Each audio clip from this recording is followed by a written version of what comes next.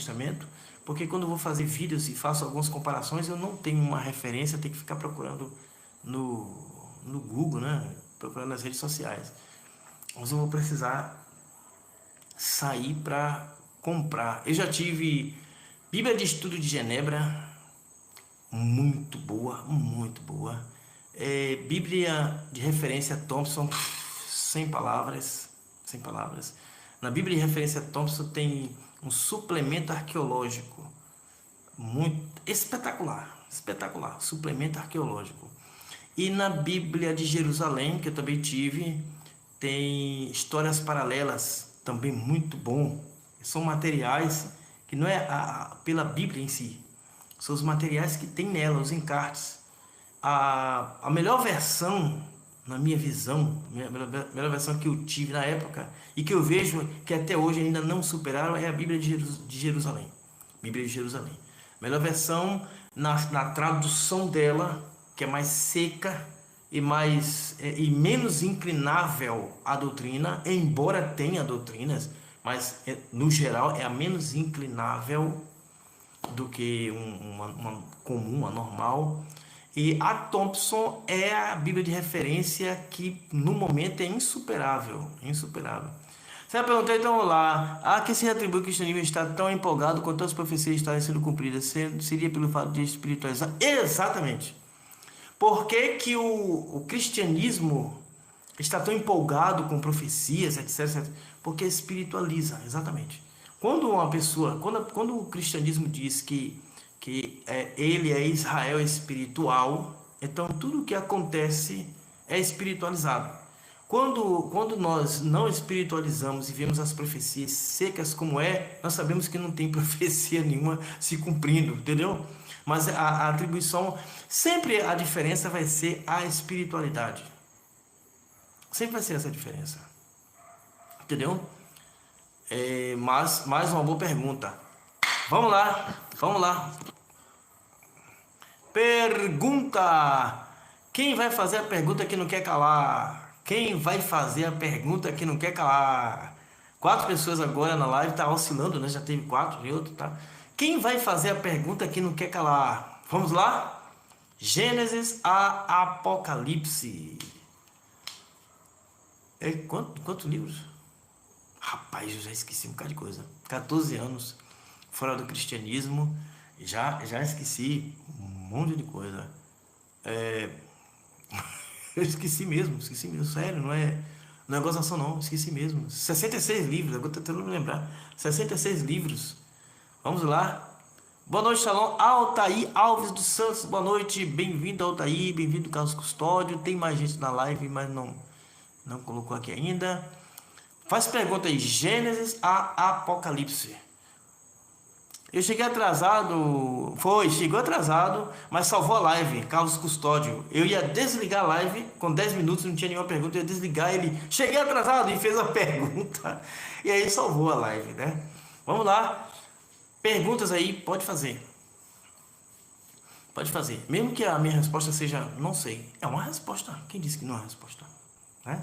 Vamos lá.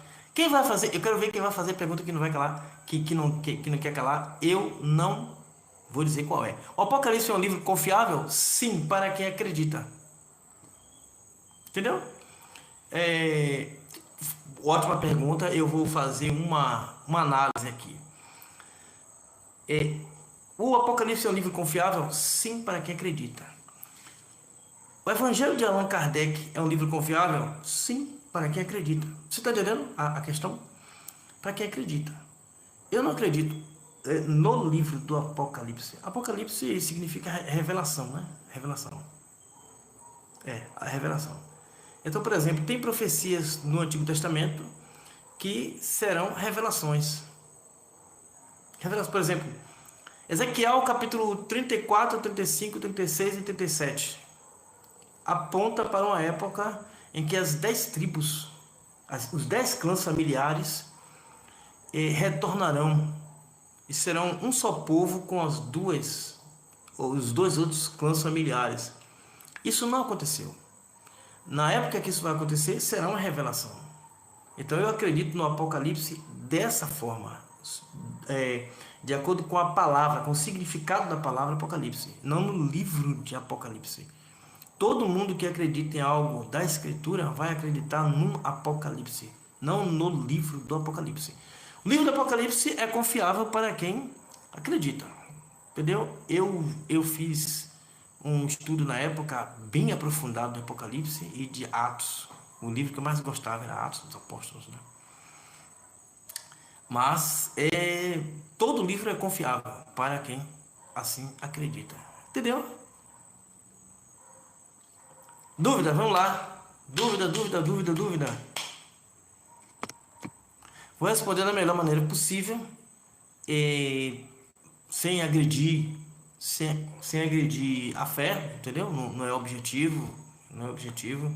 Até porque já fui cristão, sei como o cristão pensa e tal, então pode ficar sossegado.